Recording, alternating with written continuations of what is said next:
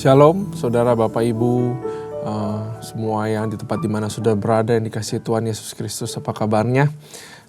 Saya harap semuanya baik-baik aja dalam jiwa nih, dalam rohani, dan juga dalam badani kita semuanya. Nah, sebelum kita belajar firman Tuhan, saya mau ajak kita semua untuk menyembah, memuji dan menyembah Tuhan terlebih dahulu. Kita akan belajar hari ini Lukas yang terakhir, Lukas pasal ke-24. Mari kita bersyukur di hadapan Tuhan. Mari kita berdoa, mari kita mencari Dia. Ya rada bataka ya rada basita. Ya rada bataka ya rada basita. Ya rada bataka ya rada basita. Makasih, makasih. Haleluya. Haleluya. Terima kasih Tuhan.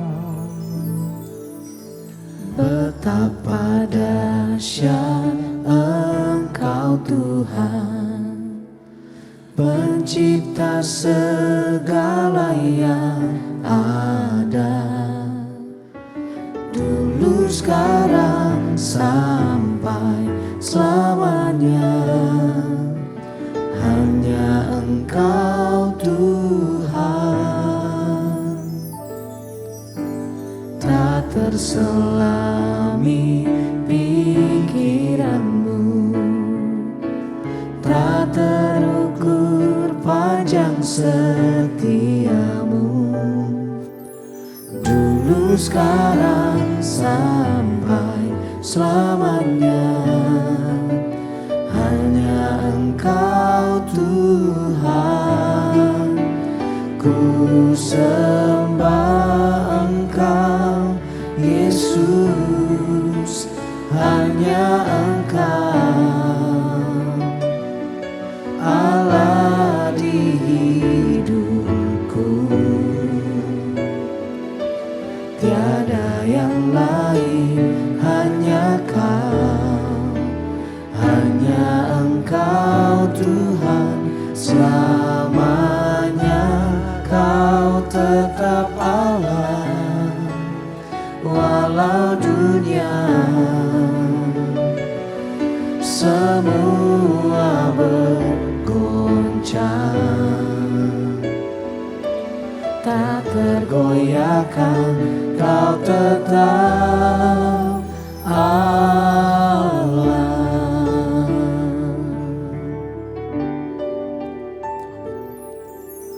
Betapa dahsyat Engkau Tuhan, Pencipta segala yang ada, dulu sekarang sampai selamanya.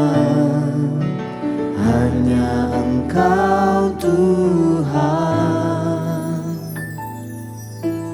tak terselami pikiranmu, tak terukur panjang setiamu, dulu sekarang sampai selamanya. Hanya Engkau Tuhan, ku sembah Engkau Yesus, hanya Engkau Allah di hidupku, tiada yang lain, hanya Kau, hanya Engkau Tuhan, selamanya Kau tetap Allah. Walau dunia semua bergoncang, tak tergoyahkan, Kau tetap Allah. Ku sembah Engkau Yesus, hanya Engkau Allah di hidupku.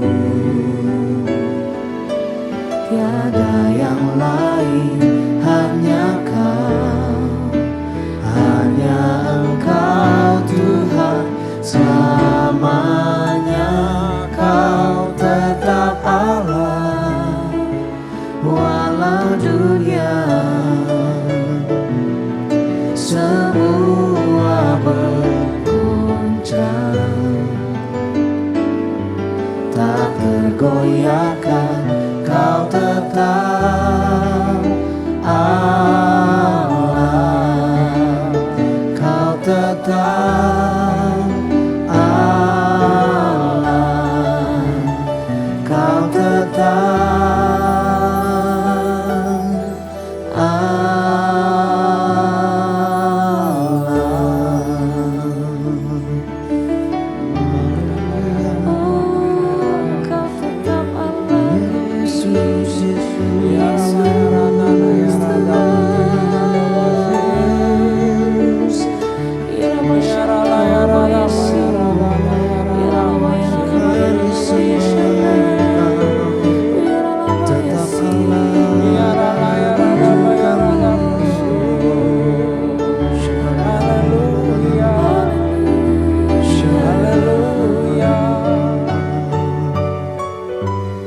Bila Engkau tak besertaku,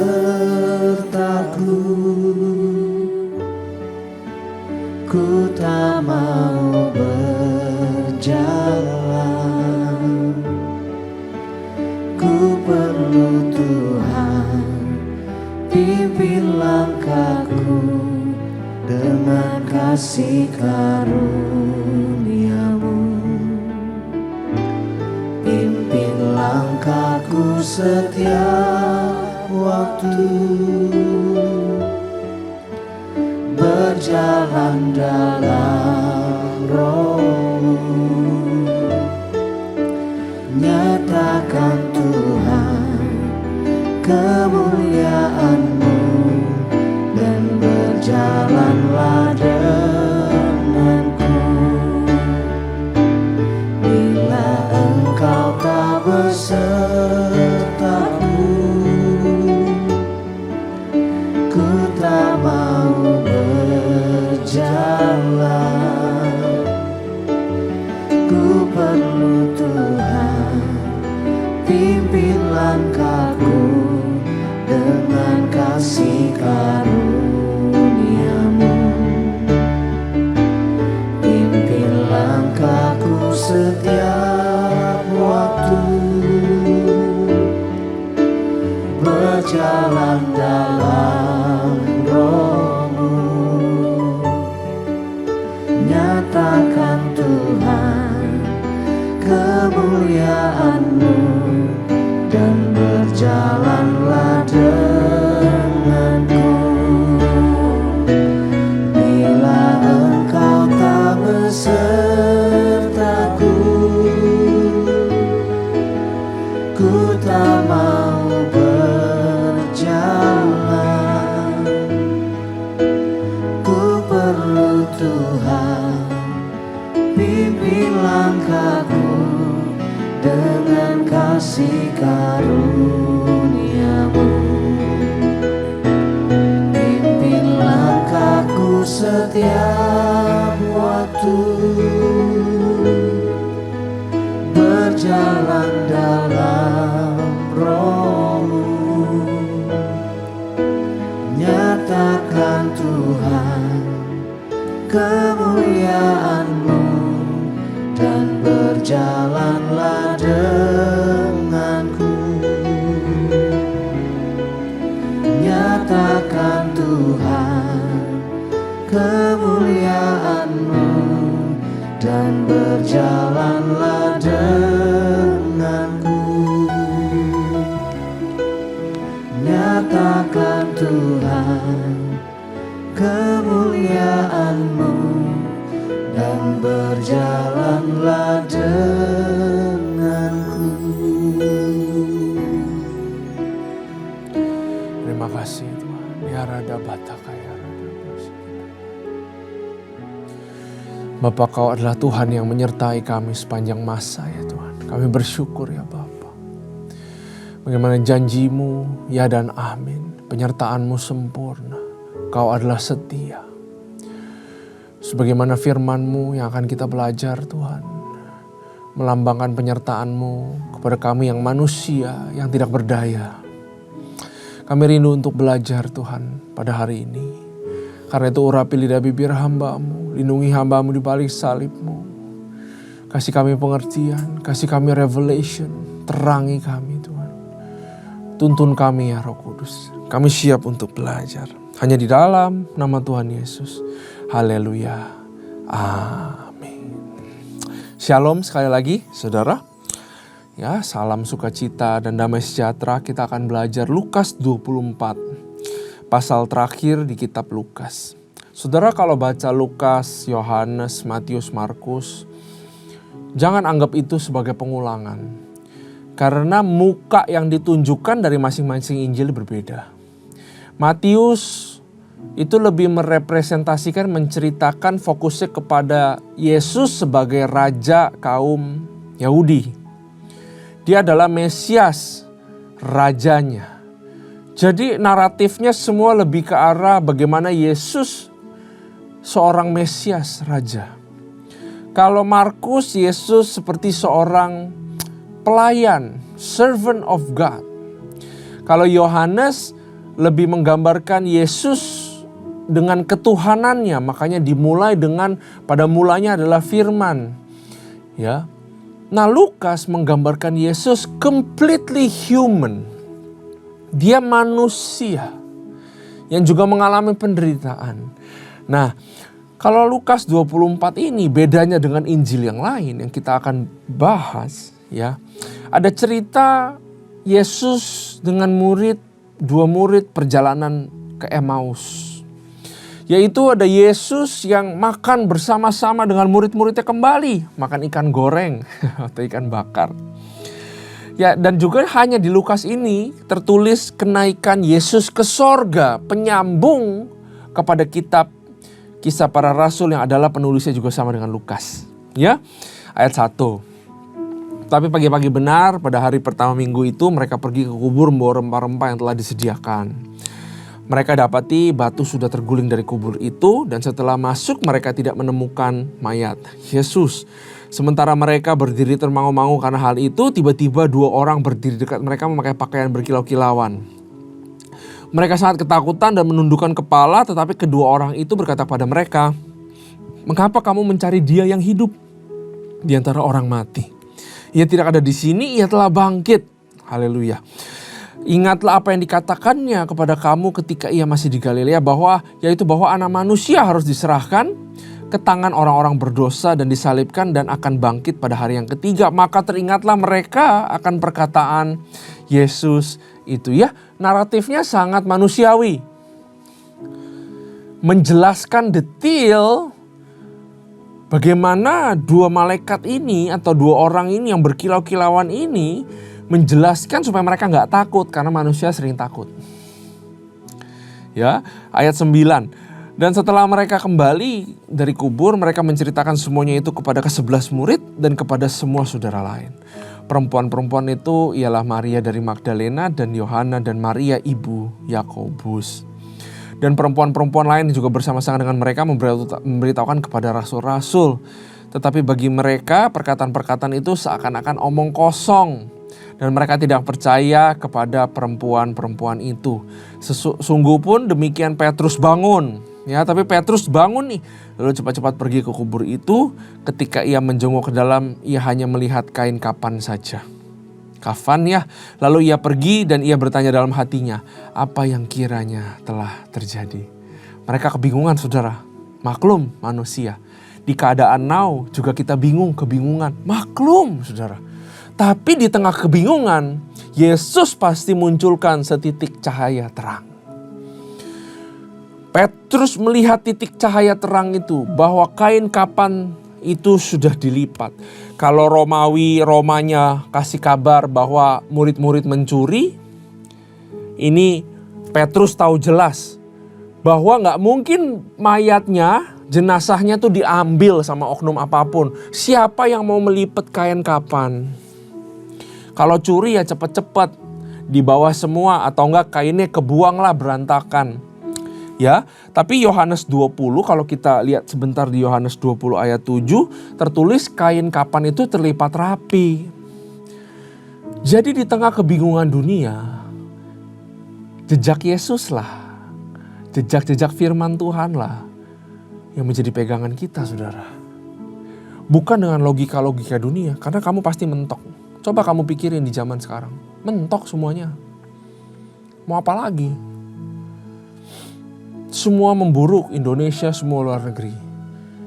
Cuman ada secercah bukti di mana kamu bisa berharap. Yaitu jejak peninggalan-peninggalan Yesus. Yaitu Yesus itu sendiri.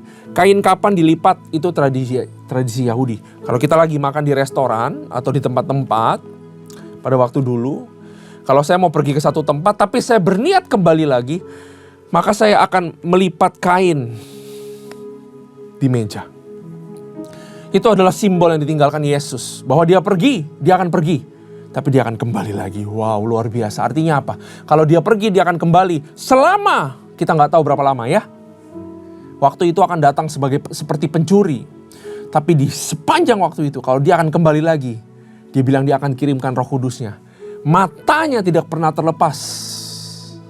Buat manusia yang lemah seperti kita, tapi yang bergantung padanya. Jadi di masa-masa yang gelap, di masa-masa yang sulit, jangan takut saudara. Karena Rohnya selalu menyertai kita. Karena Rohnya selalu melindungi kita. Pertolongan pasti datang. Do not be afraid. Ya, ayat 13. Pada hari itu juga 2 orang dari murid-murid Yesus pergi ke sebuah kampung bernama Emmaus. Nah, inilah perjalanan di Emmaus yang terletak kira-kira 7 mil jauhnya dari Yerusalem. Mereka bercakap-cakap tentang segala sesuatu yang sudah terjadi. Pasti suasananya moody lah saudara.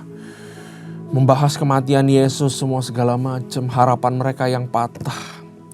Ketika mereka sedang bercakap-cakap dan bertukar pikiran, datanglah Yesus mendekati mereka. Lalu berjalan bersama-sama dengan mereka. Tetapi ada sesuatu yang menghalangi mata mereka sehingga mereka tidak dapat mengenal Dia. Yesus berkata kepada mereka, apakah yang kamu percakapkan sementara kamu berjalan? Maka berhentilah mereka dengan muka muram. Seorang dari mereka bernama Kleopas menjawabnya, adakah engkau satu-satunya orang asing di Yerusalem yang gak tahu apa yang kejadian pada hari-hari belakangan ini? Kamu gak tahu ya? Gitu. Katanya kepada mereka, apakah itu? Jawab mereka, apa yang terjadi dengan Yesus orang Nazaret? Dia adalah seorang nabi yang berkuasa dalam pekerjaan perkataan di hadapan Allah dan di depan seluruh bangsa kami. Tetapi imam-imam kepala dan pemimpin kami telah menyerahkan dia untuk dihukum mati dan mereka telah menyalibkannya. Padahal kami dulu mengharapkan, ya padahal aku berharap bahwa dialah yang datang untuk membebaskan kami bangsa Israel. Tetapi sementara itu telah lewat 3 hari sejak semua yang terjadi. Sudah pupus harapan kami. Tetapi beberapa perempuan dari kalangan kami telah mengejutkan kami. Pagi-pagi buta mereka pergi ke kubur dan tidak menemukan mayatnya. Lalu mereka datang dengan berita bahwa telah kelihatan kepada mereka malaikat-malaikat yang mengatakan bahwa ia hidup. Dan beberapa teman kami telah pergi ke kubur itu mendapati bahwa memang benar dikatakan perempuan-perempuan itu. Tapi dia tidak melihat mereka. Lalu ia, yaitu Yesus yang di dalam tubuh kemuliaan yang baru yang tidak dikenali saudara. Hai kamu orang bodoh. Betapa lambannya hatimu sehingga kamu tidak percaya segala sesuatu. Ya, represent us, betapa lambannya kita untuk percaya kata-katanya Tuhan. Yang telah dikatakan para nabi, bukankah Mesias harus menderita semuanya itu untuk masuk ke dalam kemuliaannya? Perhatikan saudara, luar biasa banget. Yesus take time bersama-sama dalam perjalanan. Lalu ia menjelaskan kepada mereka apa yang tertulis tentang dia dalam seluruh kitab suci. Mulai dari kitab-kitab Musa dan segala kitab nabi-nabi. Dikasih tahu pengetahuan tentang Yesus. Mereka mendekati kampung yang mereka tuju, lalu ia berbuat seolah-olah hendak meneruskan perjalanannya. Tetapi mereka saat mendesaknya, katalah tinggallah bersama-sama dengan kami. Kami gak cuma pengen tahu lagi tentang Yesus, kami pengen mengalami ya. Mereka haus saudara, sebab hari telah menjelang malam dan matahari tampil terbenam. Lalu masuklah ia tinggal untuk bersama-sama dengan mereka. Wah, luar biasa Tuhan. Yesus yang notabene sudah bangkit tinggal pergi ke atas saudara. Mau meninggalkan pesan khusus, mau tinggal bersama-sama mereka. Manusia-manusia yang lupa Yesus baru ditinggal 3 hari, lupa, lamban mengerti. Tapi mau menikmati tinggal bersama-sama dengan mereka. Begitulah Yesus kita, dia pengen tinggal bersama-sama dengan saudara. Kita manusia yang tolol saudara. Waktu ia duduk makan dengan mereka, ia mengambil roti, mengucap berkat, lalu mencah-mencahkan dan memberikan kepada mereka. Barulah ingat, terbukalah mata mereka, mereka pun mengenal dia. Tetapi tiba-tiba ia lenyap di tengah-tengah mereka. Kata seorang kepada lain, ternyata ya, bukankah hati kita berkobar-kobar? Tadi kita lagi lemes, kita lagi suntuk. Tapi dengar dijelaskan firman Tuhan kitab suci, kita hatinya berkobar-kobar. Ketika ia bicara, ketika ia berfirman, ketika menerangkan kitab suci kepada kita. Luar biasa perjalanan ini, saudara. Di masa sulit, di masa yang kita gak ada semangat, di masa kita kesedihan, di masa kita berkabung, di masa kita gak ada harapan. Baca firman Tuhan, akan ada sesuatu yang timbul dalam hatimu. Firman yang hidup itu akan menyala seperti api dan membangkitkan semangat kita. Perjalanan ini mau kasih pesan kepada kita, saudara, bahwa Yesus selalu hadir dalam setiap chapter kehidupanmu, meski kita tidak selalu mengenali atau menyadarinya. Bawa ini, saudara, di dalam segala kehidupanmu, baik itu senang, baik itu susah, Yesus selalu hadir di situ, walaupun kita tidak menyadarinya. Di dalam sedih dia ada, di dalam kebingungan dia ada. Ya, dia selalu menyertai manusia. Dia selalu menyertai kita, murid-muridnya. Percaya itu, saudara. Dia selalu hadir. Yesus juga mau bilang, saat kita tidak bisa merasakan hadiratnya, saat kita tidak bisa melihat Yesus, karena kita masih di tubuh yang gak sempurna. Kita masih ada kedagingan. Ada emosi yang naik turun, iman yang naik turun normal. Kita sedang di dalam persecution. Kita sedang ditekan, keadaan makin susah. Tapi Yesus mau kasih tahu, lewat baca kitab suci, kita bisa menemukan pribadi Yesus. Kita bisa menemukan wajah Yesus. Dan saat kita menemukan, hatimu akan berkobar-kobar, disitulah kekuatan supaya kamu no give up. Bukan menangis meratap, saudara. Tapi baca firman Tuhan, mengaminkannya, mengerti. Itu adalah air yang membuat kamu berjalan terus. Ya, karena firman Tuhan punya dampak, ada api di dalam hati mereka. Ya, saat kita membaca dan memahami firman Tuhan, kita akan dinyalakan, akan ada semangat rohani yang baru. Semangat itulah yang akan inside out, membasahi jiwamu. Jiwa adalah emosimu, pikiranmu, kehendakmu. Dan akan menguasai fisik kita. Sehingga orang-orang yang lemah letih, lesu, akan beroleh kekuatan yang baru lewat firman Tuhan. Luar biasa ya, saudara. Ingat ya, Yesus selalu menyertai engkau. Ayat 33. Lalu bangunlah mereka dan terus kembali ke Yerusalem. Disitulah mereka mendapati ke-11 murid itu. Mereka sedang berkumpul bersama-sama dengan teman-teman mereka. Kata mereka, sesungguhnya Tuhan telah bangkit dan telah menampakkan diri kepada Simon Petrus. Nah, cerita bagaimana Yesus melayani Simon Petrus, membangkitkan Simon Petrus, kasih misi bahwa di atas batu ini aku akan mendirikan gerejaku di atas engkau ya Petrus. Itu di Yohanes ya, saudara. Ayat 35, lalu kedua orang itu pun menceritakan apa yang terjadi di tengah jalan. Bagaimana mereka mengenal dia. Waktu ia memecah-mecahkan roti dan sementara mereka bercakap-cakap, Yesus tiba-tiba berdiri di tengah-tengah mereka. Shalom katanya. Damai sejahtera bagi kamu. Luar biasa. Ini shalom yang saya tunggu, saudara. Karena shalom dari seseorang yang sudah dibangkitkan dari anak Allah, yang sudah ada kuasa di langit dan di bumi. Shalomnya benar-benar punya kuasa. Karena itu kejar shalomnya Tuhan, bukan shalomnya dunia. Shalomnya dunia itu artinya kontrol. Kalau kamu punya kontrol, kamu damai. Tapi kejar shalomnya Tuhan yang mengatasi segala badai, saudara. Ya, mereka terkejut dan takut menyangka bahwa mereka melihat hantu. Tetapi ia berkata kepada mereka, mengapa kamu terkejut dan apa sebabnya timbul keraguan-raguan dalam hatimu? Lihatlah tanganku, kakiku, aku sendirilah ini. Rabalah aku, lihatlah, karena hantu tidak ada daging dan tulang, tapi yang kamu lihat ada padaku. Yesus turun tangan sendiri, mau kasih peneguhan kepada manusia, kepada murid-murid. Akan ada orang-orang atau akan ada sesuatu, saudara. Kamu tinggal percaya, akan ada sesuatu yang meneguhkan imanmu. Selalu itulah bentuk penyertaan daripada Roh Kudus. Sambil berkata demikian, ia memperlihatkan tangan kakinya kepada mereka dan mereka belum percaya karena girangnya dan masih heran. Berkatalah ia kepada mereka, adakah padamu makanan di sini? Waduh.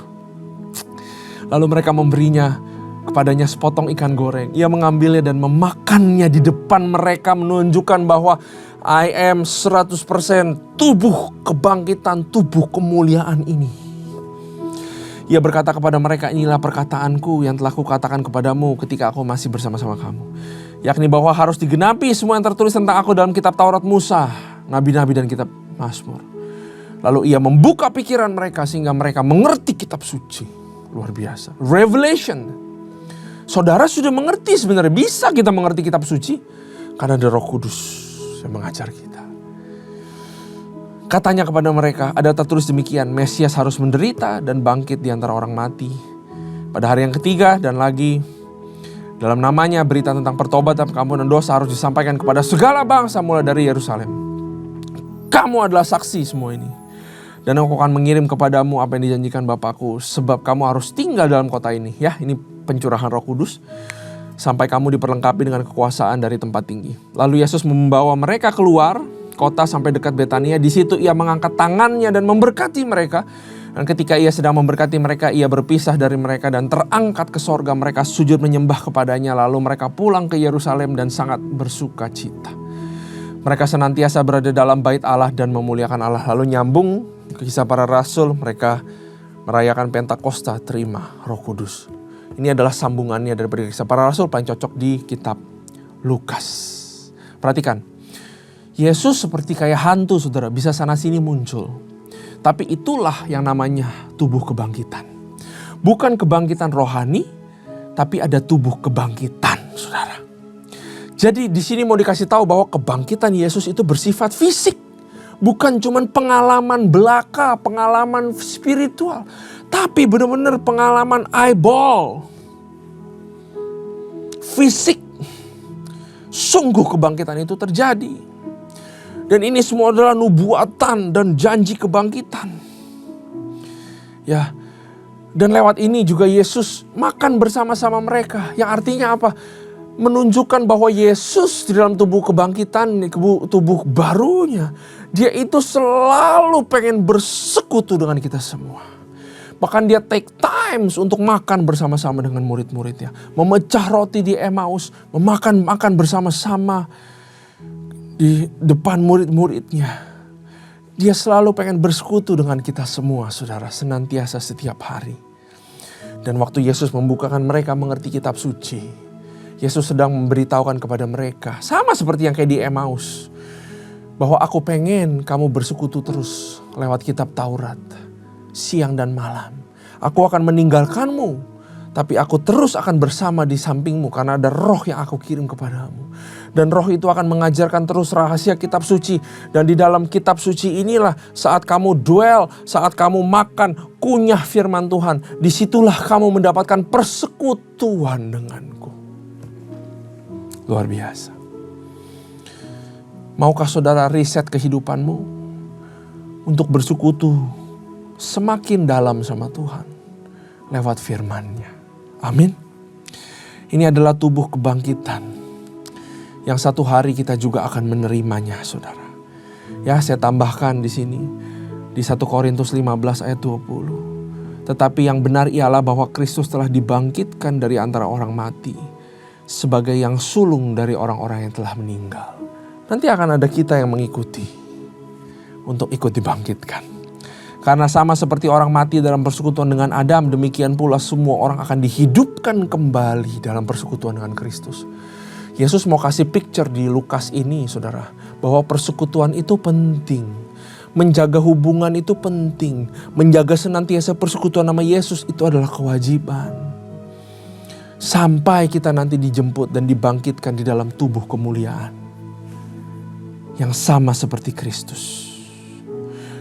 1 Korintus 15:42 bilang begini, demikian pula halnya dengan kebangkitan orang mati. Ditaburkan dalam kebinasaan, dibangkitkan dalam ketidakbinasaan. Ditaburkan dalam kehinaan, dibangkitkan dalam kemuliaan. Itu adalah janji Tuhan buat kita, saudara. Ditaburkan dalam kelemahan, dibangkitkan dalam kekuatan. Ditaburkan dalam sebagai tubuh alamiah, dibangkitkan sebagai tubuh rohani. Satu hari saya percaya kita akan memiliki tubuh yang seperti Yesus ini, yang tidak bisa binasa selama-lamanya.